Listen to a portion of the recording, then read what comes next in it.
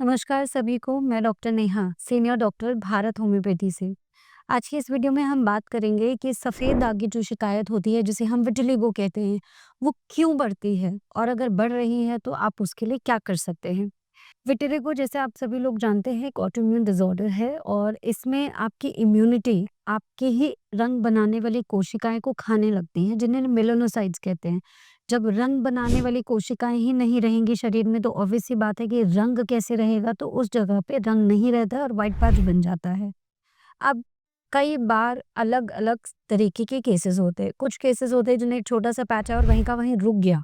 2-3 महीने बढ़ा, रुका और उसके बाद ना वो बढ़ रहा है ना घट रहा है। कई बार कुछ प्रकार के पैचेस होते हैं कि छोटे-छोटे पैचेस आए, हर जगह बॉडी में आ रहे हैं, वो धीरे-धीरे बढ़ रहे हैं।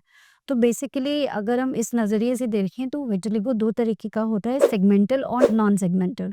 सेगमेंटल कम होते हैं केसेस, जितने भी हमारी ओपीडी में फुटफॉल होते हैं, सेगमेंटल केसेस कम होते हैं। यूनिलेटरल यानी शरीर के आधे एक तरफ के हिस्से पे होते हैं, तो राइट साइड हो सकता है, लेफ्ट साइड हो जाता है। यूजुअली वो पैच मिडलाइन को क्रॉस नहीं करता है, यानी कि राइट से लेफ्ट और लेफ्ट से राइट की तरफ नहीं बढ़ता है। 6 महीने के अंतर-अंतर में बढ़ता है, वो बढ़ता है और 6 महीने बाद स्टेबलाइज़ हो जाता है, उतना का उतना रहता है। ऐसे केसेस कम होते हैं। मैक्सिमम जो केसेस ऑफ कैटेगरी होती है, वो विटिलिगो की वो प्रोग्रेसिव और नॉन सेगमेंटल होती है। यानी कि आपके शरीर में छोटे-छोटे पैचेस बहुत सारी जगह पे आते हैं और वो बढ़ते हैं और कई सारे जैसे पैचेस मिलके एक बहुत बड़ा पैच बना लेते हैं। ऐसे केसेस प्रोग्रेसिव होते हैं, यानी हर बढ़ते दिन के साथ बीमारी बढ़ती है। ऐसे में पेशेंट बहुत परेशान होता है क्योंकि वो कुछ भी नया ट्रीटमेंट ट्राई कर रहा है, कुछ भी कर रहा है, लेकिन पैचेस रुक ही नहीं रहे हैं और तेज़ी से बढ़ते जा रहे हैं। तेज़ी से और धीरे से कैसे भी बढ़ सकते हैं।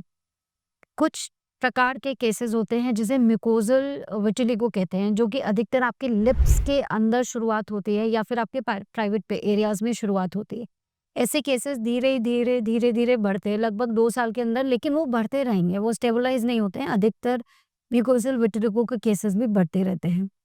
अगर आपको इस कैटेगरी की विटिलिगो है और तो पहला रीज़न बढ़ने का तो यही है कि बीमारी ही उसी प्रकार की है, that is the type of disease you have, है ना? बीमारी ही आपको ऐसी है जिसमें सफ़ेद दाग बढ़ रहे हैं।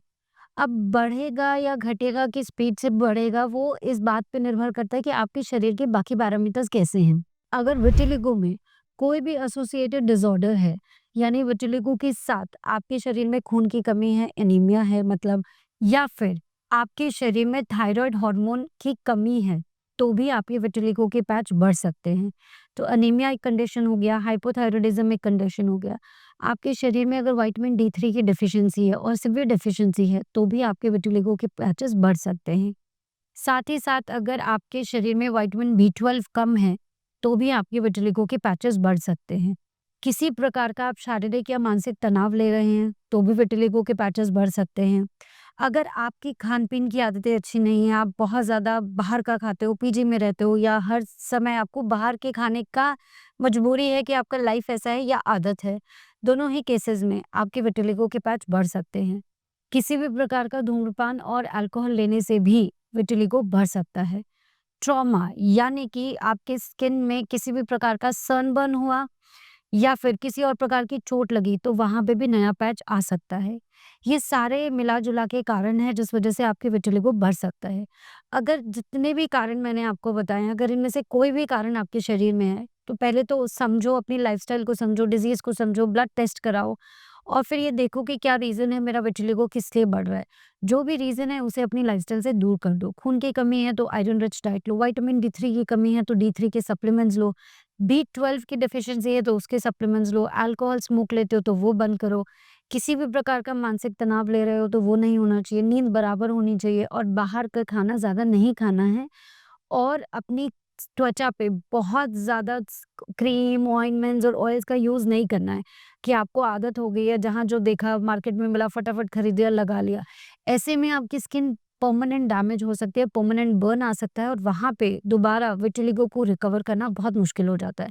परमानेंट अगर वहाँ की लेयर डैमेज हो गई तो। तो अपने आप को नए-नए प्रोडक्ट से लगाने से बचाइए। Safe and effective homeopathic medicines का यूज़ करिए, उससे आपको ज़रूर रिज़ल्ट आएगा। Thank you.